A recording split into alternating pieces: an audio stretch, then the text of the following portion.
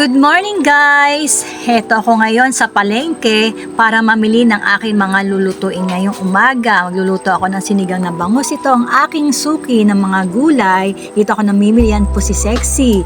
Yan po ako namimili ng mga fresh na gulay, sibuyas, bawang, lahat ng gulay nandyan. Kung hanap niyo po siya ang mga gulay, ayan lang po ang hanapin niyo si Sexy. Yan po ang mga tinda niya. Pagkatapos, punta naman tayo sa aking suki ng tilapia at bangus, si Ate Alona. Yan po ang kanyang tindahan, Ate Ningning Alona. Siya po ang nagtitinda ng bangus sa mga fresh bangus at tilapia. Kung hanap niyo po ang bangus at tilapia, hanapin niyo lang po si Ate Alona. Hello po Ate Alona. Yan po, tilapia at fresh bangus at boneless bangus. Meron po siyang mga tindang ganyan. Kaya pag kayo po ay namili, hanapin nyo lang po siya. Nakauwi na po ako sa aming bahay. Yan na po lahat ng aking pinamili. Ang talong, ang labanos, ang kamatis, sibuyas, bawang. Yan ang bibida, ang sinigang sa sampalok ang magpapaasim sa ating lutuin ng sinigang na bangus. Hugasan muna natin ang ating kamatis bago natin itong gayatin.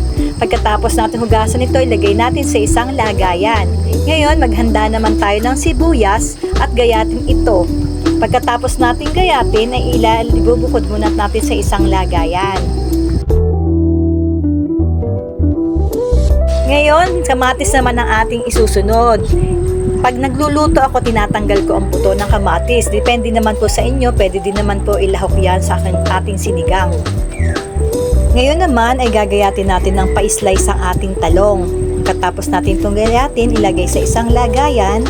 Ngayon, pagkatapos natin gayatin ng talong, ay huhugasan naman natin ang labanos at sunod natin ang talong. Susunod naman natin ngayon, hugasan ng ating bibida ngayon sa aking recipe, ang bangus. Kailangan isa-isahin at hugasang mabuti ang ating isda.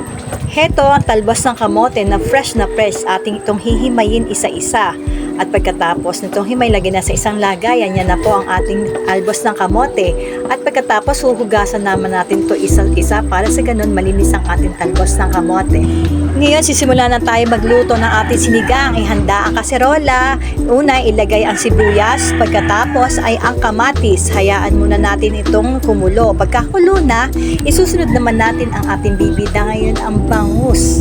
Ngayon, lalagyan na natin siya ng pampalasa ang asin at saka paminta.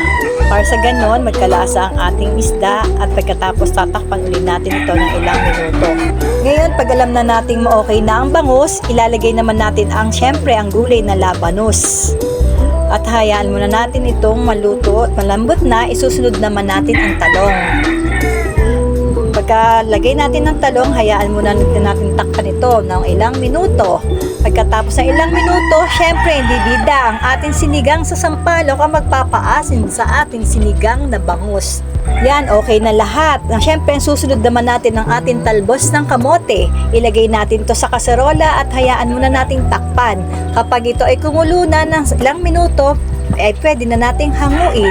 Heto na ang aking recipe ngayon, ang sinigang sa bangus na maasim, tsak na matutuwa na naman ang aking pamilya, lalo ng aking anak na paborito ang gulay. Thank you for watching!